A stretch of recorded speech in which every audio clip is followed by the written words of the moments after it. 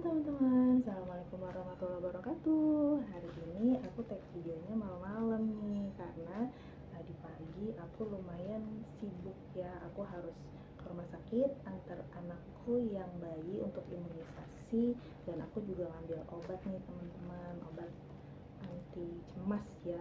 Warnanya lucu banget ya, merah kayak gini. Menyala semangat pulihku. Nah ya teman-teman, tahun ini waktunya aku minum obat, tapi sudah berkurang dosis ya, jadi nggak setiap hari lagi minum obatnya, dan alhamdulillah dikurangi dosis pun nggak pernah datang cemas lagi, nggak pernah datang panic attack lagi. Kalau ada sensasi-sensasi sedikit sudah bisa aku abaikan. Nah teman-teman, di video ini aku mau cerita pengalaman aku sendiri ya, tentang berhati-hati dengan pikiran dan ucapan kita.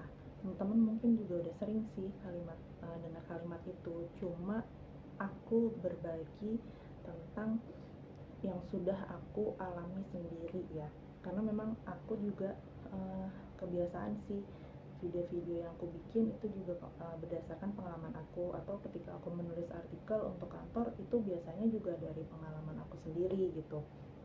Nah ini teman-teman, tadi pagi itu kan aku nganter anakku imunisasi. Nah dokter spesialis anaknya itu baru prakteknya jam 9 sampai jam 12 siang. Jadi otomatis kan aku harus izin tuh ke kantor. Kalau bolak-balik ke kantor dulu, ke rumah sakit, balik lagi ke kantor, itu tuh kayaknya makan waktu banget. Aku juga capek ya, karena memang lumayan jauh gitu. Nah akhirnya aku izin untuk datang agak siang gitu. Nah tapi kan mulai prakteknya tuh jam 9 ya, jadi bisa kalau misalnya selesai semuanya bisa kelarnya tuh ya mungkin hampir zuhur aku baru sampai kantor. Tapi kadang-kadang juga dokter spesialis anaknya ini prakteknya tuh sering mundur gitu. Malah pernah satu kali beliau itu baru praktek jam 11 karena ada agenda yang mendesak, agenda dadakan lainnya gitu.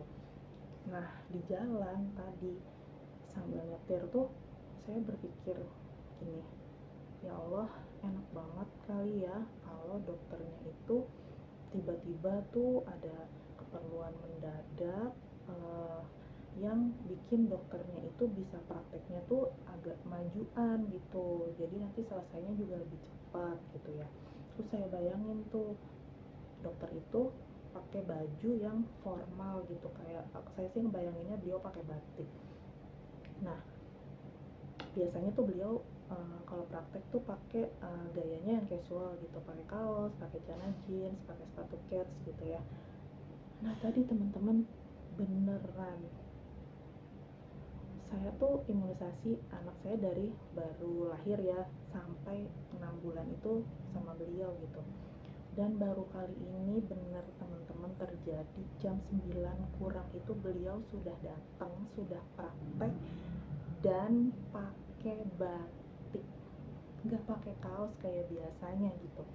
Terus saya tuh yang ya Allah, alhamdulillah ya Allah, beneran loh doa saya, afirmasi saya tuh terwujud gitu.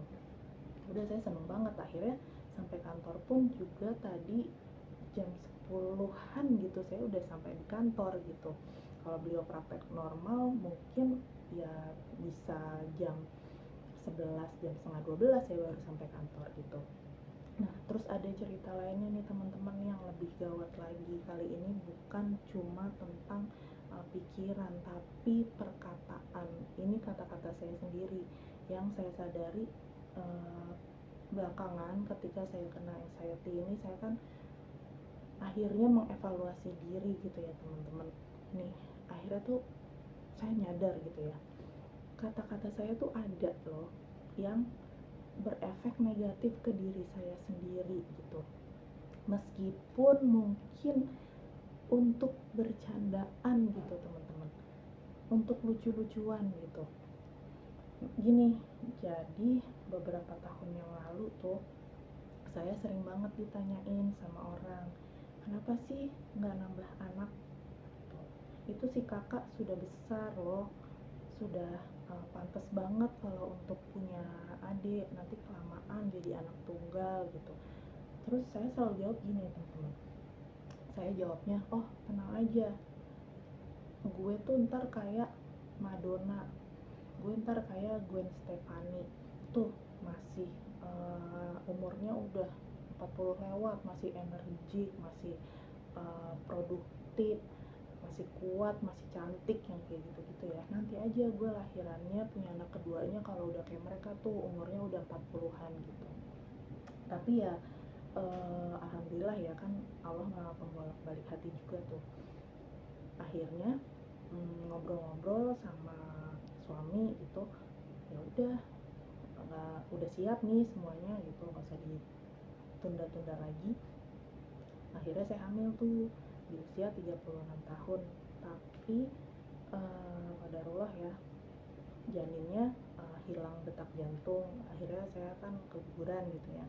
Tapi alhamdulillah lagi, setahun kemudian waktu saya umur 37, saya hamil lagi. Nah, di umur 38 tahun saya melahirkan. Ini yang jadi bahan bercandaan nih, bahan lucu-lucuan saya sendiri. Saya tuh sering ngomong begini, ih gini ya rasanya hamil, udah jompo, udah pralansia, gini ya rasanya punya anak balita, udah tuir kayak gitu. Terus kayak, ini anak gue apa cucu gue sih sebenarnya, yang kayak gitu-gitu loh teman-teman. Itu tuh ternyata tuh impactnya tuh negatif banget teman-teman ke diri saya sendiri gitu ya. Kan daripada saya ngomong kayak gitu, akan lebih bagus lagi kalau saya tuh berucap bahwa ayolah, kamu tuh masih muda loh, kamu tuh masih kuat loh, kamu tuh bakalan bisa jadi mama yang hebat buat anak-anak kamu gitu, kamu masih energik loh, kamu masih bisa produktif, kamu masih bisa senang-senang sama anak-anak, sama keluarga kamu gitu.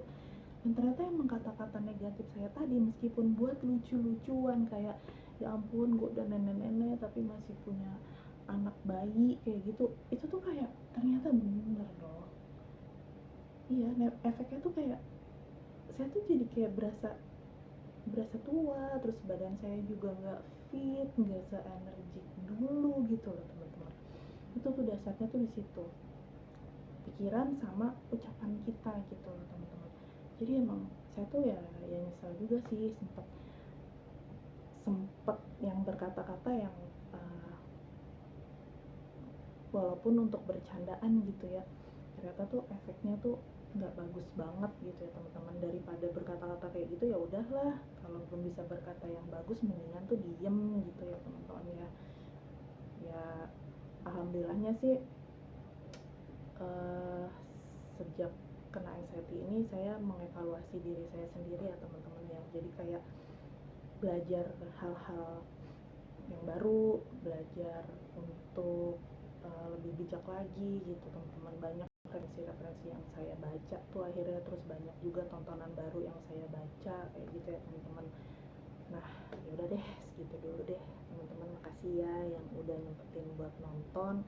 Tetap positive thinking, tetap sehat, jasmani rohani, dan juga teman-teman berusaha buat mengatakan hal-hal yang baik, karena hal yang baik itu kan juga doa ya yang akan kembali ke diri kita sendiri itu teman-teman. Makasih ya. Dah, assalamualaikum warahmatullahi wabarakatuh.